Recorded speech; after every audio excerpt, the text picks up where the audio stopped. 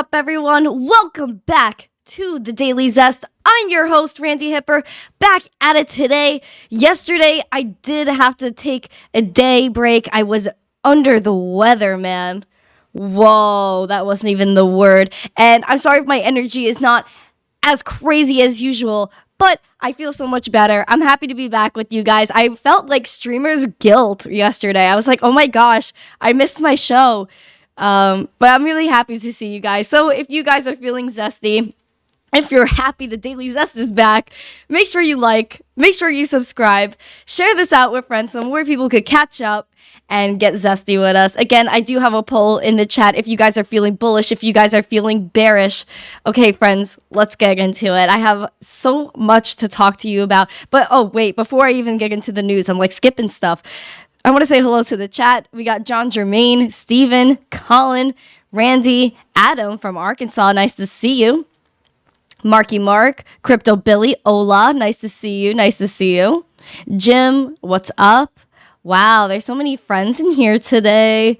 Nice to see everyone. David is here. DJ Johnny, Colin, Damien, nice. David, the Zesty channel. Yes, indeed. Yes, indeed. Brooke Hawk. Wow, Brooke Hawk is here. It's nice to see you, my friend. Ricardo, nice to see you. Matt, thank you. I appreciate it. Yeah, friends, I'm like doing my best here. I'm doing my best. My energy, like I said, is not at 100%, but I'm still here. I want to drop alpha. I want to talk crypto. I love this stuff. Ricardo, nice to see you. JHW, whoop, whoop, indeed. Kenny, buenos dias to you as well. Wow, yeah, Kenny with the smiley faces. I love it. Ozzy, nice to see you as well. Friends, again, if you guys are here, make sure you like, follow, share this out with friends. People are piling in right now. The more we talk in this chat, the more we interact with the stream, the better it all goes and the better it gets shared out on YouTube.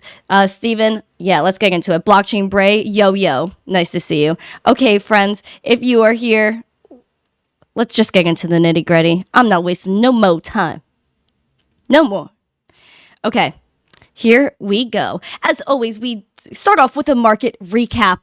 Bitcoin is sitting at $17,362.74 today, up 0.35% in the past 24 hours, still up around 3% on the 7 days.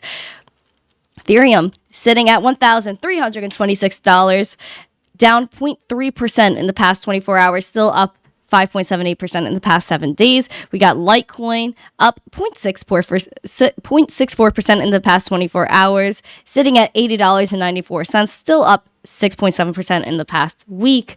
Nice to see. I know BNB is making a little run here, up 0.57% at $276. I just saw some news about Binance on the news, but I didn't get a chance to grab the title before jumping on stream with you guys. As always, gonna give a little recap. What's going on with Twitter? What's going on with Elon Musk? A few days ago, there was another set of Twitter files talking about how Scott, a top Pfizer board member, used the same Twitter lobbyist as the White House to suppress debate on COVID vaccines, including from a fellow head of the FDA. And they thanked Elon Musk for opening these files. Again, this is extremely political, extremely crazy. So you guys could, of course, look into the Twitter files yourself. But again, there was some major stuff going on behind the scenes of Twitter, suppressing all types of information, whether it was political or not. Anything that was against kind of the main narrative at the time was taken down, and that's pretty wild. Nice to see you, Lucas. Okay, friends, and we know Andrew Tate, he's still under siege, man. He's under fire. However, he's still tweeting from jail. Whoever's tweeting for him, however he's doing this, it's still happening. He says 6 hours ago, my whole life, everyone called me paranoid. They said I worked too hard. They said it was impossible. They said I was worried about nothing. They said I was at war with an enemy that didn't exist. They said I was rushing for no reason. Today, they just say I was right. As it does seem, even in this article, as we went over it the last time I was on the show, we actually played a clip from Andrew Tate's lawyer stating that there basically is no evidence at this time. However, new news, Andrew Tate lost legal appeal to end detention in Romania. So a Romanian court has rejected Andrew Tate's appeal against his detention, ruling that the former kickboxer, influencer, and professed misogynist must remain in custody while an organized crime investigation continues. 36, and his brother Tristan, 34, and 2 Romanian female suspects were arrested by prosecutors on December 29th on suspicion of human trafficking and forming an organized crime group to exploit women. Both men have denied wrongdoing. So they are ordered, all 4 of them, to be held in preventive detention for the full 30 days to which they were remanded. Even the lawyers were talking about how this was excessive. 15 luxury cars, more than 10 properties or plots of land have been seized from them in Romania. The country's organized crime agency said that the belongings were confiscated to prevent them from being concealed, to help pay for the investigation, and to pay damages to victims if the suspects are convicted. All of this, so basically all their stuff is being taken away.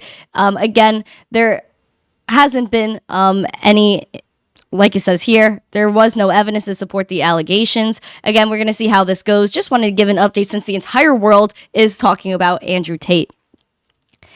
We're going to be speaking a little bit about The Matrix later on in the show, because there was just some weird stuff that went on. But we'll throw that in at the end. I want to get into crypto news. BlockFi plans to file assets and liabilities for bankruptcy case on January 11th. So that's supposed to be today. I haven't heard anything yet. Crypto lending firm BlockFi has announced it will disclose information on its assets and liabilities, as well as payments received prior to its bankruptcy filing in November. In a January 9th Twitter thread, BlockFi said it had filed for a presentation for its stakeholders detailing plans for a future court filing and a rundown of the bankruptcy proceedings. According to the lending firm, the company reached out to 106 potential buyers shortly after its first bankruptcy hearing in November, and will ask for the court's approval regarding the bidding process on January 30th. Specifically, the company claimed that no members of the BlockFi management team had withdrawn any crypto from the platform since October 14th, nor made a withdrawal greater than 0.2 BTC in value at any time. We're going to have to see what happens with BlockFi. Thank you for sending me the little crown and helping me reach my goal over there on TikTok. Appreciate it. Furthermore, speaking of all these platforms, judge allows Binance US bid to buy Voyager assets to advance. Whoa. So I guess Voyager is getting some good-ish news, considering that FTX was supposed to step in for Voyager, but of course that didn't come through because we see where FTX is gone. Binance did step in. U.S. District Judge Michael Wiles of the Bankruptcy Court for the Southern District of New York approved disclosure statements explaining various aspects of the proposed plan to sell Voyager assets during a hearing Tuesday afternoon, but asked for attorneys working on the deal to revise the proposed order documents before he approves them. The deal, which will be subject of another confirmation hearing in March, also needs approval from a majority of Voyager's creditors. Voyager initially agreed to sell itself to FTX, as I stated before, but reopened the process after the exchange went down, and Binance, of course, swooped in the winning offer in December. Speaking of FTX and everything's going on, I will get into that in a second. No, Noel, thank you for your like. I appreciate it. Happy Wednesday to you. SBF can pay for bail with his parents' property. Yeah, man. Speaking of FTX, let me get into that, Bray. I got you, bruh. Flat smack. What's up? Nice to see you. FTX has recovered $5 billion worth of liquid assets, lawyers say. What? And where do the assets go? That's what I want to know. Do we get anything out of it? Like the people that were using FTX? Well, FTX has recovered over $5 billion worth of liquid assets, including cash and digital assets, attorneys in Delaware Bankruptcy Court said during an FTX bankruptcy hearing Wednesday. The news comes after federal prosecutors announced to seize at least $500 million worth of FTX-connected assets in connection with their ongoing prosecution of SBF. The recovery will be a welcome boon to FTX customers, which are collectively owed at least $8 billion in missing assets after the crypto exchange imploded in November 2022. The $5 billion regards any value to holdings of dozens of liquid cryptocurrency tokens, where our holdings are so large relative to the total supply that our positions cannot be sold without substantially affecting the market for the token, FTX attorney Adam Landis told the court. Now, what were they holding so much of that they could dump at any time? This does make me think of, some big projects that were connected with FTX? What would they dump? I think Alameda actually holds a lot of Solana, so I'm worried about Solana. We're going to have to see. Marky Mark, SBF is not zesty. Not at all, man, because if you remember the other day when I was live, we were talking about how SBF literally was asking for, hold on, I think it's here. He was asking for his shares so he could get some money for his legal fees. Here it is. I got the receipts. I have the receipts. Hold on. Boom. SBF claims Robinhood shares necessary for personal legal defense. I'm so dead. He needs money. SBF. Wow. Ken's Log, good morning, man. Good morning, Ken's Log. It's nice to see you. Some positive energy in the chat right now. Yeah, I'm so like beside myself with SBF. I have no idea what's going on here. Now we know that there's some money that they got back. At least $5 billion worth of liquid assets. So we're going to have to see what happens. He also wants his Robinhood shares, which other people wanted to get their hands on as well. Remember that other people want their hands on these Robinhood shares. Speaking of crypto Twitter drama, whoa, is there drama between Cameron Winklevoss and Barry Silbert? If you guys remember, on January 2nd, we went over this, the Earn Update, an open letter to Barry Silbert. And Cameron Winklevoss literally said in this that Genesis and DCG are beyond commingled. Barry Silbert comes back and denies everything that basically Cameron said in this tweet. Keep in mind that there was I'm not sure if it was FUD or not, but there was a supposed investigation into DCG. However, the drama did not end there. Yesterday, Cameron Winklevoss put a tweet up, Earn Update, an open letter to the board of Digital Currency Group. This is a long thing. I read through it. Basically, he explains what happened. They're learning day by day. Everything that Genesis lent $2.36 billion of assets to 3 Arrows Capital. After that collateral was liquidated, Genesis indicated that it was left with a loss of at least $1.2 billion. At this point, Barry had two options: restructure the Genesis loan book or fill the hole. He didn't do either of them. There was also public lies. The CEO of Genesis tweeted, DCG has assumed certain liabilities of Genesis related to 3 Hours Capital to ensure we have the capital to operate and scale our business for the long term. Basically, they were saying, okay, everything's all right. Carry on. There were other rumors spread around within Genesis and Gemini. Basically, within this, Cameron is saying that they were completely misled. According to this, Cameron says behind the scenes, multiple Genesis and DCG personnel began doubling down with more lies. For example, on the same day as Morrow's tweet that we just discussed, Matthew Bonenswig, Genesis's then head of trading and lending, emailed a document titled 3 Arrows Post-Mortem to multiple Gemini employees who were responsible for managing aspects of the EARN program. The section of this document labeled key facts and stated losses predominantly absorbed by and netted against DCG balance sheet, leaving Genesis with adequate capitalization to continue business as usual. Cameron says this statement was false and misleading. In fact, DCG had not absorbed the 3 Hours Capital losses on its balance sheet. There was accounting fraud. And basically, he says, how did we get here? Greed. As a standalone business, it's conceivable that Genesis would have lent so much money to 3 Arrows Capital given the low quality of the collateral that 3 Arrows Capital posted. Genesis made these loans because it was one piece of a much larger scheme designed to enrich the DCG enterprise. More specifically, Genesis was willing to recklessly lend to 3 Arrows Capital because 3 Arrows Capital was using the money for Grayscale net asset value, NAV. So there was a lot of money just being absolutely thrown around, basically is what this page is saying. There was accounting fraud. Instead of booking swaps as the risky derivatives that they were, Genesis hid them by mischaracterizing the first and last legs of these swap transactions as collateralized loans on its balance sheet. This made Genesis' balance sheet appear healthier than it actually was, fraudulently inducing lenders to continue making loans. So by June, 3 Hours Capital collapsed, and he says the path forward For all reasons mentioned above, there is no path forward as long as Barry Silbert remains CEO of DCG. He's proven himself unfit to run DCG and unwillingly unable to find a resolution with creditors that is both fair and reasonable. As a result, Gemini, acting on behalf of 340,000 EARN users, requests that the board remove Barry Silbert as CEO effective immediately and install a new CEO who will right the wrongs that occurred under Barry's watch. Genesis lenders, including EARN users, have been seriously harmed and deserve a resolution for the recovery of their assets. I'm confident with the new management at DCG, we can all work together to achieve a positive, out-of-court solution that will provide a win-win outcome for all, including DCG shareholders. Sincerely, Cameron Winklevoss.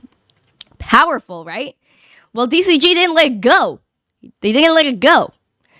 They came back and they said this is another desperate and unconstructive publicity stunt from Cameron Winklevoss to deflect blame from himself and Gemini, who are solely responsible for operating Gemini EARN and marketing the program to its customers. We are preserving all legal remedies in response to these malicious, fake, and defamatory attacks. Whoa. DCG will continue to engage in productive dialogue with Genesis and its creditors with the goal of arriving at a solution that works for all parties. Now, this guy said it best. Where's the money? Why would Cameron Winklevoss be coming out and starting all this ruckus if there was nothing going on, if the money was there? If the money's there, the money's there, right? Am I wrong? Mitch Ray, oh God, the bug has entered the chat. Thank you. I appreciate it, though. I appreciate your complimento. Thank you, Billy. Yeah, I'm a little confused. So why would Gemini be calling them out? Obviously, so many people were hurt by this. Again, we always talk about this on the show. If you don't take your crypto off of the exchanges, this is where the drama comes in. If you don't own your money, then that's it. It's out of your hands. That's why we let the traditional system. I'm not going to go into the rant. Mitch Ray, I'm trolling you. Don't worry. I'm just trolling you, Mr. Buggy. Okay. Gemini yesterday, terminated Genesis loans, officially ending its EARN program. Now, I'm thinking a lot of people have money on the EARN program. I remember they were offering some nice rewards at one point because Gemini is one of the few that were allowed in New York, but even a lot of the stuff on Gemini wasn't even usable in New York, even though they are a New York-based company. Anyway, Gemini told clients in an email that it is terminating customer loan agreements with Genesis Global Capital as it winds down its EARN program. Gemini said it will prioritize the return of customer funds and operate with the utmost urgency. We are writing to let you know that Gemini, acting as agent on your behalf, has terminated the master loan agreement between you and Genesis Global Capital, effective as of January 8th, 2023, notes the email. It goes on to declare the termination of its EARN program and that Genesis must return all assets outstanding the program. Existing redemption requests and the capacity of Gemini to seek a resolution to recover its customer assets are not impacted by the loan agreement's resolution, the company said in its email. We're going to have to see. Gemini said to expect updates on Tuesday and Friday of each week at a minimum until a resolution has been reached, the company said. Well, it seems like they are very much at a war right now, and people are stuck. Cameron is stuck. Gemini is stuck. No one knows what to do because at the end of the day, so much of this has just been, like he said, commingled. It's just one big circle of and twists and of webs and lies and money. It's just, where did it all go? Who actually benefited from all of this? That's my question. Listen, if all of these keep going down, we're gonna have to eat the bugs. We're gonna have to eat the bugs. I don't want to eat the bugs, guys. I'm scared of those. Scared. And if you guys remember, this is also something I thought, like, whatever, I should throw in there since I covered it the other day.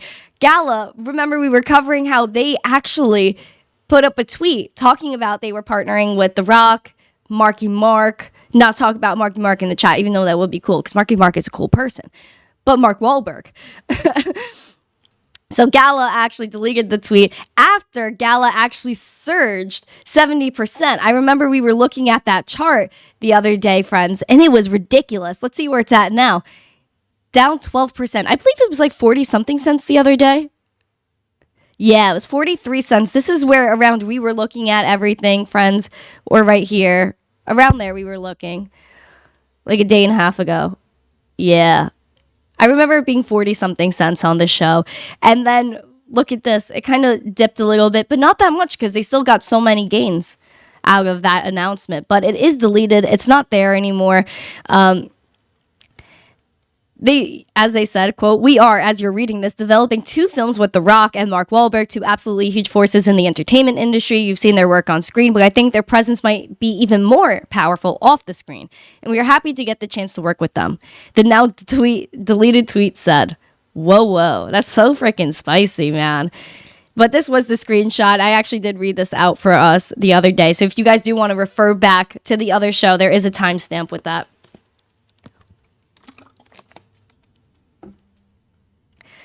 One second. Sorry, friends. Still, like I said, I'm getting better. Not at 100%. Pool party nodes, nice to see you. As always, friends, I'm always talking about CBDCs. I'm always talking about the dangers of what is now being popularized as the Matrix. Oh, friends. Oh, boy. Oh, boy. CBDCs are out here every which way. Countries every day. Digital this, digital that. Well, of course, we've seen this coming. China includes Digital Yuan and cash circulation data for the first time. I know Hong Kong was actually working, and we talked about this on the show as well, working on a digital currency themselves. But the People's Bank of China included the country's digital currency in calculations of the amount of currency in circulation in December as a first for one of the early adopters of the central bank digital currency. And the world's second largest economy, according to the data released by its central bank on Tuesday. Starting from December 2022, the ECNY in circulation has been included in the amount of currency in circulation, the central bank report said. At the end of December, it amounted to 13.6 billion yuan, which is around $2 billion US. Cash and banks reserves held by the central bank, a measure of the money supply known as MO, grew at least 15.3%, and the fastest pace in 11 months. Yeah, like it says here, China was the first to develop the CBDC, which we kind of could see coming as they banned Bitcoin a million times. China actually is working on their own NFT marketplace, a national NFT marketplace. Let me see if I could get the link for that. I know I talked about it on the show. Here we go.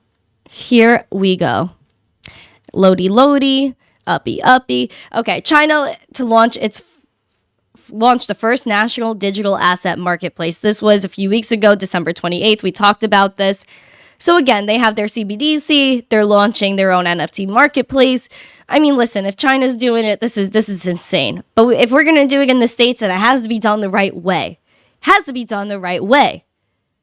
Oh, friends, you have no idea. You have no idea what I've been looking at, friends.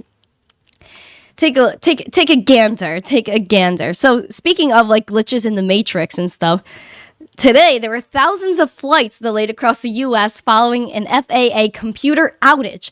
So I don't know. I've been seeing so many of these lately, just outages, hacks, and everything like that. There were nearly 5,500 flights within, into, or out of the U.S. that were delayed as of 10 a.m., according to the flight tracking website FlightAware, and almost 900 flights in the country were canceled. This was a freaking mess. A mess. But you know what this does remind me of? When this happened, last year, February 25th, 2021, almost 2 years ago, I'm sorry. Forgot we're in 2023 now. Time is flying. Fed investigating massive outage of its interbank payment system. So just how this kind of went out today, it reminds me of when this happened. See, I'm tying it all together, friends. For when this happened last 2 Februarys ago almost. The Federal Reserve's critical system for interbank payments, which serves as the backbone of virtually all money transfers in the U.S., went down Wednesday afternoon as trillions of payments suddenly grounded to a halt. The outage, similar to 2 significant disruptions suffered by the Fed in 2019, was widespread across all payment systems maintained by the central bank, including the vital automated clearinghouse system known as Fed ACH and the Fed Wire Funds Interbank Transfer Service. ACH is a national system that processes batches of electronic fund transfers such as payroll, social security benefits, tax refunds, corporate payments to vendors, and utility payments, according to the Fed's website. So all these outages, we're experiencing a time of outages. But remember that this can happen. This, like it says here, serves as the backbone of virtually all money transfers in the U.S. This is important. You have to know that at any point, this could all go down. It could all go down. But what is the solution? Bitcoin, cryptocurrency, but they're going to push the one we don't like. What am I talking about? The CBDCs. And what did I find this morning? This is actually from federalreserve.gov. I got this. What page is this so I don't lose it? 7. Okay. This is money and payments, the U.S. dollar, and the digital transformation. Look at this. I was reading all about it. So they were actually referring into this, the Fed Now program, which is scheduled to debut in 2023. I've been mentioning this for a long time. This is to help instant payment services that will enable commercial banks to provide payment services to households and businesses around the clock every day of the year, with recipients gaining immediate access to transfer funds. Blah, blah. Okay, we got crypto. We don't need this. Scrolling down a little bit, of course, what are they talking about? Digital assets. They're talking about cryptocurrencies, but they're trying to make it seem that they said many cryptocurrencies also come with significant energy footprint, which has been debunked, and many consumers vulnerable to loss, theft, and fraud. This came out January 2022, by the way.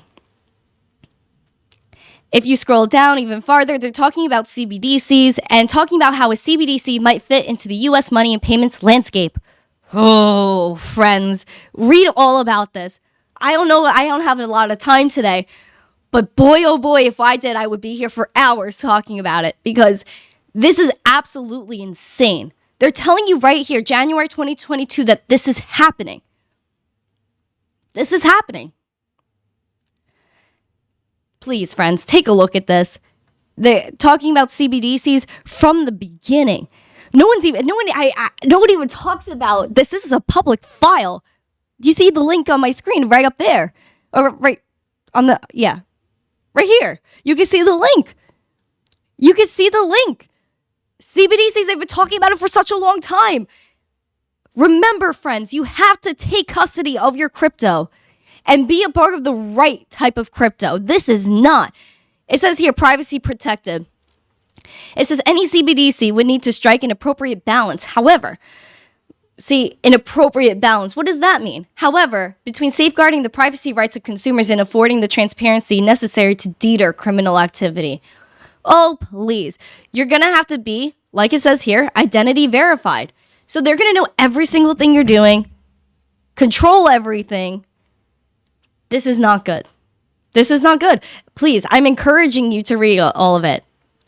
They're talking about potential benefits, improvements to cross-border payments, the dollar's international role. Friends, I'm telling you, this is a global effort. The cross-border payments, we've been seeing this from many articles, how all the CBDCs, they want to tie them all together. Please watch out. If you are not protecting your crypto, if you are not protecting your value, start. And I'm not saying to buy crypto because money go up, dollar go up, or number go up, whatever. That's not the point. This is a revolution. We have to be on the side of us. Take care of ourselves. Be our own bank. Be self-sovereign individuals.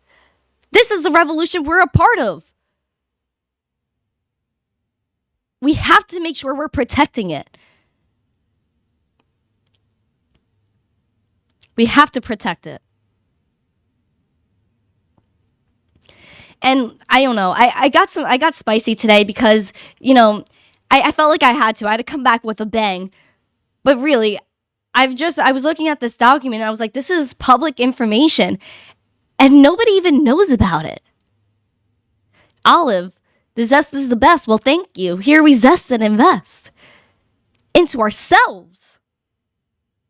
Native Gem, thank you. Thank you. Ricardo, that's so messed up. Absolutely, it's so messed up. Yes, Mitre, number go up. It does go up. It will go up. We will see green days again. We will, no doubt. But we have to be patient. We have to do our due diligence. We have to do our research.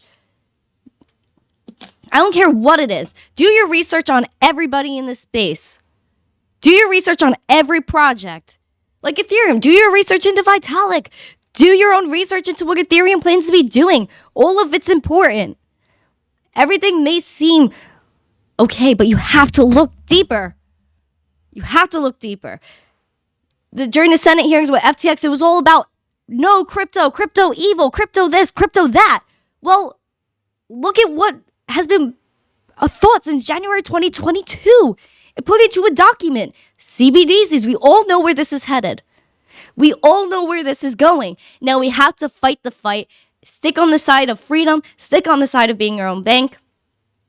Stick on the side for the people. Adam, people need to stand together. Yes. That's why we're here. That's why we're all a part of this crypto community, because we're all standing up together. We have to stick together. This is what it's all about. Friends, thank you so much for joining me today. Again, I know my energy wasn't at 100%. My voice is a little but I will be back tomorrow. Hopefully a lot more energy and my voice is a lot better. But tomorrow, 12 p.m. Eastern, I will be back for the Daily Zest, 12 p.m. Eastern. Don't forget, if you enjoyed the show today, please like, subscribe, share the stream out with friends so more people could join in, get caught up with everything that's going on, and get zesty with it, friends. Don't worry. Crypto Zach, thank you. Kenslog, thank you. Thank you so much for coming. I appreciate you all. Again, please like, subscribe, share it out with friends. I will be back tomorrow, 12 p.m. Eastern. Thank you again. Make sure you comment after this is over. Let me know if there's a thought that you had. If there's any news that you think I should cover tomorrow, let me know. Thank you so much. Have a great day. And as always, stay zesty. Peace, my friends.